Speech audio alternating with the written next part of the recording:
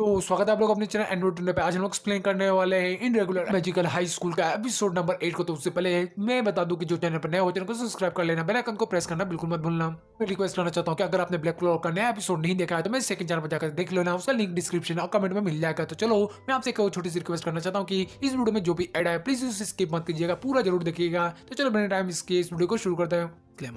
ये एनीमे हमारा नहीं है, कल हमने इसे एक्सप्लेन किया, तो आज हम लोग एक्सप्लेन करने वाले हैं। एपिसोड का स्टार्ट होता है और में दिखाया जाता है इस तरफ ओनी की सिस्टर को, जो यहाँ पे जो उसके सेंस है एक लाइट निकाले होते हैं, उन सबको वो तोड़ रही होती है बैक टू बैक हवा में उड़ के। उसके बाद वो जैसे ही नीचे आती है और उसके मास्टर बोलता है कि बहुत अच्छा काम किया है, और ओनी को वहाँ पे सेंस होता है कि कोई और भी यहाँ पे है। और बाद में पता चलता है कि वो बंदी तो ओनी सेंसे है। ये बात को देखकर वो बिल्कुल शौक होते हैं और यहाँ पे वो बोलती है ओनी की मुझे नहीं लगा था कि मास्टर के अलावा भी मुझे कोई सेंस कर पाएगा। और यहाँ पे मास्टर बोलते हैं कि तुम ओनी से तो बिल्कुल नहीं बच सकती हो। और ये बात को सुनकर वो खुश होती है और यहाँ पे ताकि यहाँ पे पूछता क्या कर तुम यहाँ पे क्या कर रही हो। और यहाँ पे मास्टर बताता है कि ये मेरी पुरानी स्टूडेंट रह चुकी है। और यहाँ पे वो देख कर बोलती है कि म्यूकी लगता है कि तुम यहाँ पे मैंग बेट की प्रैक्टिस कर रही थी, लगता है कि तुम 9 स्कूल की प्रैक्टिस कर रहे हो उसमें पार्टिसिपेट करने के लिए। और यहाँ पे उसका मास्टर बोलता है कि हाँ ये बिल्कुल इसी के लिए कर रही है और आई से बेट के लिए कर रही है। और यहाँ पे ये बात को सुनकर वो बहुत ज्यादा ही खुश हो गई होती है। उसके बाद ओनी पूछता है कि मेरा सवाल अभी कंप्लीट नहीं हुआ है, तुम यहाँ पे क्या कर रही हो। और वहाँ पे वो बताता है कि सेंस है कि ये एक पुलिस ऑफिसर है और इसका असाइनमेंट है, इसके वजह से यहाँ पे आई है। और वो बताती है कि वो बिल्कुल 2 साल से यहाँ पे ट्रेन कर रही है और वो एक सीक्रेट ऑफिसर है जो कॉलेज के अंदर मतलब हाई स्कूल में काम कर रही है कंसल्ट के तौर पे। और यहाँ पे ओनी बोलता है कि हाँ इसका कंसंट्रेशन काफी ज्यादा अच्छा है। ये बात को वो भी मानती है और वो बताता है ओनी कि तुम्हारा मैजिक तो बेसिक मैजिक है ना। ये बात को सुनकर वो शर्मा रही होती है, इसलिए उन लोगों से रिक्वेस्ट करती है कि प्लीज इसके बारे में तुम लोग किसी और को भी मत बताना। और यहाँ पे ओनी उससे बोलता है कि ठीक है मैं तुम्हारी बात को सीक्रेट रखूंगा, पर बदले में तुम्हें मुझे बताना होगा कि ब्लिच जैसा बंदा कभी भी एक्टिव हो तो सबसे पहले तुम्हें मुझे बताना होगा। और वो बोलती है कि ठीक है ये सौदा इतना बुरा भी नहीं है। नेक्स्ट लियो को देखते हैं और उसके साथी के जो यहाँ पे खेल रहे होते हैं फुटबॉल, और लियो एक बॉल को पास करता है डायरेक्ट टाकिया की तरफ। और टाकिया क्या करता है उस बॉल को रोक कर हवा में टकरा कर मतलब ऊपर से टकरा कर नीचे आता है और संभाल लेता है। नेक्स्ट में वो पास करता है नेक्स्ट बंदे को, वो सीधा ही दूसरे बंदे से वो बॉल बचाकर जोरदार किक मारता है जिसके कारण गोल हो जाता है। और यहाँ पे बाकी लड़कियां बहुत खुश हो रही होती है, अब वो लोग जीत गए होते हैं 9-2 से।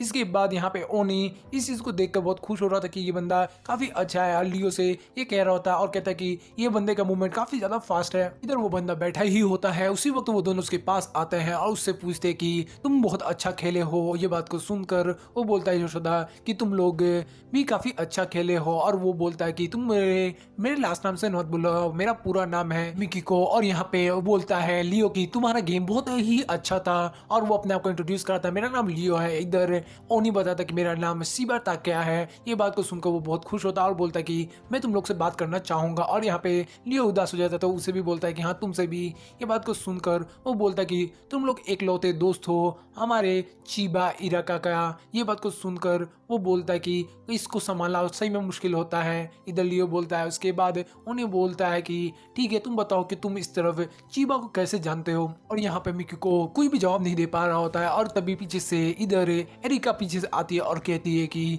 ये मेरा बचपन का दोस्त है। और ये बात को सुनकर वो बंदा बिल्कुल शॉक हो गया होता है। और ये यहाँ पे आने के बाद इधर एरिक बोलती है कि कब से मुझे इग्नोर करने की कोशिश कर रहा है। और वो बोलता है कि मिकी को आखिरकार तुमने ये कैसा ड्रेस पहन रखा है। यहाँ लियो भी शॉक होता है और उससे पूछता है कि आखिरकार ये है क्या। और यहाँ पे ओनी के पूछने पे वो जवाब देती है एरिक कि ये तो ट्रेडिशनल सूट है ना। और तभी बोलता है ओनी फिर भी इसका अंदर का जो डिजाइन है वो थोड़ा अजीब क्यों है, ये स्मार्ट नहीं है क्या। और यहाँ पे एरिका बोलती है कि नहीं ये वो नहीं है। और वो बोलता है कि क्या ये सच में अंडरवेयर तो नहीं है। और ये बोलती है कि ये बिल्कुल भी नहीं है, वो स्कर्ट के नीचे पहनने वाली चीज है। और उसके बाद वो बोलती है कि ये तो ब्लोमर है। ये बात को सुनकर यहाँ पे लियो बोलता है कि आखिरकार ये क्या चीज होती है। और वो उसे बता रही होती है, तभी उसे लगता है कि ये बिल्कुल फ्लोर साफ करने वाले चीज जैसा ही है। अब बाद में उसके दिमाग में एक स्टोरी क्लिक होती है जो होती है कि इस समय में लड़कियां क्या करती है, एक लोग वाले जो आधी उम्र के होते हैं उनको पैसे देकर इसे बेचती है। ये बात को सुनकर हम देखते हैं सब लोग वहां पर शर्माने लगते हैं। और इस तरफ एरिका बहुत ज्यादा गुस्सा हो जाती है और उसे एक लात मारकर वहां से उड़ा देती है। एक सीन में यहाँ पे क्लब मीटिंग के अंदर बात हो रही होती है कि नए इवेंट के बारे में, वो 9 स्कूल वाला, इसके वजह से वो लोग तैयारी कर रहे होते हैं और इसी की बदौलत सबको स्कॉलरशिप मिलती है। ये चीजें सब में होती है और इस वजह से वो बोलती है कि स्कूल की रेपुटेशन यहाँ पे है, इस वजह से यहाँ पे जो मैजिकल इवेंट भी होंगे इसलिए यहाँ पे जो भी लोग चुने जाते हैं उसे बहुत ध्यान से चुना जाता है और इसे चुनता है हमारा जुमानजी, वो इसमें काफी मदद करता है। इधर प्रेसिडेंट और बाकी लोगों को एक इंजीनियर खोजने की काफी दिक्कत हो रही थी क्योंकि उनके पास कोई इंजीनियर होता ही नहीं है। इस बात को सोच रहे होते तभी यहाँ पे प्रेसिडेंट बताते हैं कि जो थर्ड ईयर के स्टूडेंट्स हैं उनको तो काफी अच्छे हैं प्रैक्टिकल स्किल के लिए, और जो सेकंड ईयर के स्टूडेंट्स हैं उसमें ईचर और बाकी लोग हैं, और इसकी वजह से वो लोग परेशान हो रहे थे कि थर्ड के यहाँ पे इंजीनियर कहाँ से खोजा जाए। उसके बाद मेरी एक बंदे के बारे में सोचती है पर वो समझ जाती है कि वो इतना कैपेबल है ही नहीं है। इधर प्रेसिडेंट परेशान हो रही थे और वो लोग ट्राई कर रहे थे इधर रीन को मनाने के लिए क्योंकि वो इनके साथ काम कर रहे थे। तभी रीन उनकी बात को सुनकर बोलती है कार्ड्स को रिपेयर करने के कैपेबल ही नहीं है, वो सेकंड क्लास के स्टूडेंट के साथ ही है, वो ही उसकी कैपेबिलिटी। काफी ज्यादा दुखी हो जाती है क्योंकि उसके पास कोई इंजीनियर नहीं होता है। यहाँ पे ओनी जा रहा होता है तभी चन उसे रोकते हुए बोलती है कि यहाँ पे तो हमारा जो ओनी है उसने भी तो कार्ड को रिपेयर किया था म्यूजिक का। ये बात को सुनकर यहाँ पे प्रेसिडेंट शॉक हो जाती है और कहती है कि मैं कैसे इस बात को भूल सकती थी, और मेरी बोलती है कि हाँ ये तो बोल मैं भूल ही गई थी, और उन लोगों की आंखों में चमक होता है। और तभी ओनी बोलता है कि पास्ट में मैंने कार्ड को रिपेयर किया था पर मेरे हिसाब से टेक्नीशियन के हिसाब से ये बहुत ज्यादा ही खराब था। और ये बात तो सुनकर प्रेसिडेंट बोलती है कि कोई बात नहीं, हर काम पहली बार ही होता है, और ये लोग उसको हिम्मत दे रहे होते हैं कई क्योंकि वो काम वो कर ले। उसी वक्त ओनी बोलता है कि दूसरी मेन प्रॉब्लम ये है कि मैं सेकंड क्लास स्टूडेंट हूँ, कोई लोग इस बात को कैपेबल ही नहीं हूँ कि मैं उन लोगों के टॉप लोगों के सामने खड़ा भी हो पाऊँ। और यहाँ पे प्रेसिडेंट ये बात को सोच ही रही होती है और इधर ओनी बताता है कि मैं उन लोगों की कार्ड ठीक कर पाता हूँ जिनके में से अच्छे रिलेशन हो या उसके सर्कल में हो, इसी वजह से वो उनके कार्ड ठीक कर पाता है, और इसके लिए अच्छे रिलेशन होने चाहिए जो उसके पास नहीं होते हैं। तभी उसकी बहन बोलती है कि अगर मान लो कि अगर उसके 9 कंपटीशन है उसके अंदर उसके एक कार्ड को रिपेयर करने की जरूरत पड़ी तब ओनी कर नहीं पाएगा, और इसलिए वो उसे मनाती है। और यहाँ पे प्रेसिडेंट बोलती है कि ठीक है तो ओनी तय हो गया है और हम लोग स्कूल के बाद मीटिंग में इसके आगे की बात कर लेंगे। और ओनी ये बात को देखता रह जाता है और कुछ नहीं कर पाता है। नेक्स्ट में ईचन बैठी होती है और यहाँ पे हमारा ओनी अपने गन को रख रहा होता है। इस चीज को वो देख लेती है कि वो सिल्वर हॉर्न है, और वो ओनी बताता है कि ये मेरे नए गन्स है, और वो बोलता है कि मैं इसे ज्यादा से ज्यादा कोशिश करना चाहता हूँ कि इसे अब जल्दी से जल्दी यूज न करूँ। ये बात को देखकर वो पास आ जाती है और कहती है कि क्या मैं उसे देख सकती हूँ। इस तरफ ओनी उसे अपना वेपन निकाल कर दे देता है, और उसके बाद वो देख रही होती है और बोलती है कि सिल्वर हॉर्न का कमाल की टेक्निक है, और इसका देखो शेप कितना सुंदर है, और साथ साथ इसका कवर कितने अच्छे मटेरियल से बना है, इसके अंदर टेक्निक और एबिलिटी के परफेक्ट बैलेंस है, और उसे देखकर काफी अच्छा लग रहा होता है। तभी उन्हें पता चलता है कि इस तरफ म्यूकी ने कोई मिस्टेक की है, और यहाँ ओनी उसे पूछता है कि तुम बहुत ज्यादा क्यूरियस लग रही हो, और वो बोलती है कि क्यों ना क्यूरियस रहो, सिल्वर हॉर्न ने बहुत सारे कार्ड के सॉफ्टवेयर को अपग्रेड किया था और एक कमाल का लूप टेक्निक को भी खोजा था। ये बात को सुनकर वो बोलता है कि तुम बहुत कुछ जानती हो। ओनी से पूछती है पता नहीं वो बंदा कैसा होगा। ओनी उसे बताता है कि वो जापानीज बंदा है, अपने गन को ले लेता है और जा रहा होता है। तभी वो उसे बोलता है कि मैंने सोचा नहीं था कि तुम्हें इसके बारे में इतना कुछ पता होगा क्या होता। और यहाँ पे ईचेन अभी भी बात कर रही होती है। इस चीज को देखकर प्रेसिडेंट उससे बोलती है कि अगर तुम्हारा भी असाइनमेंट बाकी है, अगर तुम्हें इसे लंच से पहले करना होगा। ये बात को सुनकर वो बहुत शौक हो जाती है और ईचेन बोलती है कि क्या अभी करना होगा। प्रेसिडेंट बोलती है कि ठीक है चलो मैं तुम्हारी मदद करूंगी तुम्हारे असाइनमेंट में, और भी उसे मदद करने को चली जाती है। टीचर यहाँ पर बता रही होती है कि सबसे पहले इस ग्रेविटी मैजिक के लिए सबसे बड़ी दिक्कत आ रही है कि थर्मल एक्सपेंशन, और उसके लिए ही ये सब दिक्कत आ रही है। इसकी वजह से जो उड़ने वाला मैजिक है उसे नहीं बनाया जा रहा है, इसके अंदर का इंटरनल फ्यूजन की प्रॉब्लम है। और वो बताती है कि इस तरह के लिए एक नए मैजिक टाइप की जरूरत है जिसके अंदर हर टाइम में एक लेयर हो और वो लेयर बार बार फॉर्मूला इंटरफेरेंस को बढ़ाता रहे जिसकी मदद से वो बंदा उड़ पाएगा। इसके लिए हर एक लेयर में 10 लेयर की जरूरत होगी तभी ये संभव होगा कि एक इंसान उड़ सके। हाँ ईचन बताती है कि सबसे पहले एक नया मैजिक आएगा तो एक्शन मैजिक को वो कट कर देगा। और ये बात को सुनकर इधर प्रेसिडेंट बोलती है कि हाँ पर यहाँ पे ये बिल्कुल एक जोन इंटरफेरेंस जैसा ही लग रहा है, क्या पता ये संभव हो जाए। ये बात को सुनकर उसकी साथी बोलती है कि हाँ एक टाइम पे इंग्लैंड में भी एक बंदे ने ऐसा करने की कोशिश की थी जैसे तुम बता रही हो प्रेसिडेंट, पर वो पूरी तरह से कामयाब नहीं हुआ था। आगे की चीज में नहीं लिखी होती कि वो आखिरकार क्यों फेल हुआ। और यहाँ प्रिंसेस मतलब प्रेसिडेंट पूछती है कि ताकिया तुम्हें क्या लगता है। ताकिया बताता है कि इसका फंडामेंटल ही गलत है, क्योंकि अगर हम ध्यान से देखें तो स्क्वायर को एक स्क्वायर से अलग नहीं किया जा सकता, और इसकी वजह से ये पहले नियम को तोड़ देता है। यही कॉन्सेप्ट जोन इंटरफेरेंस के लिए भी लगता है, और साथ साथ काउंटर मैजिक भी ये नहीं कर सकता। ये बात को सुनकर सब लोग बिल्कुल शॉक हो गए होते हैं। सच में हम लोग अनलिमिटेड कास्ट कर सकते हैं मैजिक को। ये बात को सुनकर अब ओनी बोलता है कि लगता है कि जो इंग्लैंड में जो अपना साइंटिस्ट था उसको पता ही नहीं था कि एंटिक मैजिक के बारे में। और ये बात को सुनकर यहाँ पे देखते हैं बेल बज जाती है। नेक्स्ट सीन में दिखाया जाता है यहाँ पे हमारे प्रिंसिपल काउंसिल की मीटिंग के अंदर, जहाँ पे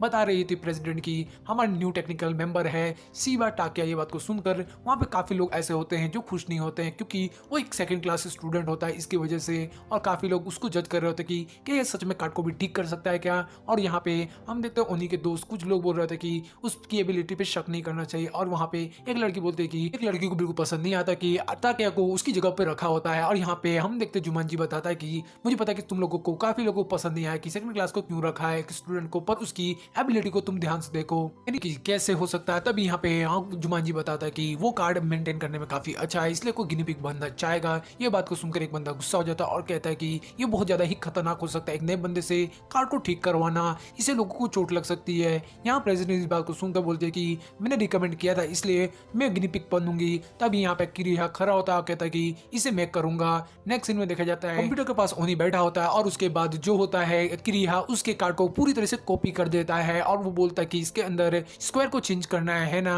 और उसके बाद वो क्या करता है अपनी सेटिंग को इस हिसाब से करता है और स्क्रीन के अंदर उसके बाद वो बोलता है कि किरिया क्या करो तुम अपना स्कैन दे दो ताकि हम लोग सेफ्टी से सबसे पहले चल सके। और वहाँ पे यहाँ पे किरिया अपना स्कैनिंग कंप्लीट करता है। ओनी उसे बोलता है कि अब स्कैनिंग पूरी तरह से कंप्लीट हो गया है, इसलिए अब तुम चाहो तो उसे निकाल सकते हो। उसके बाद ओनी को जो सब कुछ मैन्युअली अपने हाथों से करने लग रहा होता है, फटाफट से कोड टाइप कर रहा होता है। इस चीज को देखकर लोग बोल रहे होते हैं कि ये देखो तो ये कितना पुराना फैशन का चीज यूज कर रहा है, इस टाइम पे कोई भी कीबोर्ड का इस्तेमाल करता है क्या। तभी उसमें से एक साथी बोलता है कि ये बहुत ज्यादा ही रेयर है, और यहाँ के लोगों को समझ में भी नहीं आ रहा है कि आखिरकार वो कर क्या रहा है। यहाँ पे कीबोर्ड का इस्तेमाल करना बहुत ही रेयर चीज है।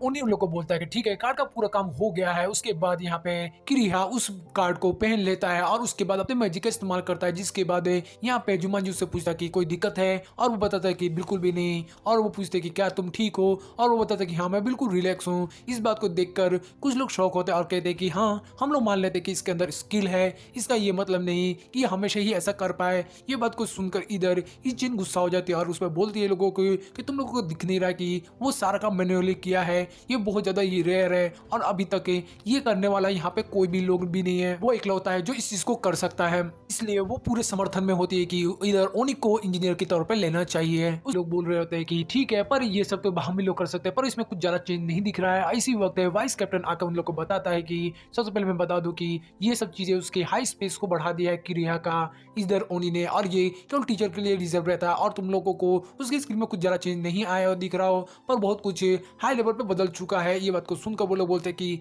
आखिरकार तुम्हें क्या हो गया है। और यहाँ पे वो बताता है कि मैं ताकिया ओनी को यहाँ पे रिकमेंड करना चाहता हूँ इंजीनियर टीम के लिए, और वो बताता है कि ओनी इस चीज के लिए सूटेबल है क्योंकि उसके पास एबिलिटी है। और ये बात को सुनकर बाकी लोग शौक होते हैं, और यहाँ पे वो बताता है कि ये सेकंड फर्स्ट क्लास स्टूडेंट के लिए भी सीखने के लिए काफी कुछ मिलेगा है। यहाँ पे सभी लोग हमारे स्कूल के बेस्ट दे रहे हैं ताकि वो 9 स्कूल इवेंट के लिए जीत सके। सबसे ज्यादा जरूरत की चीज ये है कि हम लोग माइनर डिटेल पर ध्यान दें और हमारे स्कूल के जो अच्छा हो वही करे। ये बात को सुनकर जुमानजी बोलता है कि यहाँ ये बात सही है कि यहाँ पे सीबा सबसे बेस्ट है, इसलिए इसे टेक्निकल टीम में डाला जाता है, इसका अनाउंसमेंट कर देता है। यहाँ पे जुमानजी नेक्स्ट सीन में देखा जाता है ओनी के घर पे किसी का कॉल आता है, वो उसे उठाता है, में पता चलता कि वो तो स्पेशल ल्यूटन है जो कि स्पेशल लाइन का इस्तेमाल कर रहा होता है। ओनी उनसे बोलता है कि तुम लोग स्पेशल जनरल का हमेशा ही आप रिकॉर्डिंग को टैप कर लेते हो, ये इतना आसान काम भी नहीं है। ये बात को सुनकर वो बोलता है कि हाँ ये इतना आसान काम नहीं था उनके खास करके घर के लिए, और वो बताता है ओनी की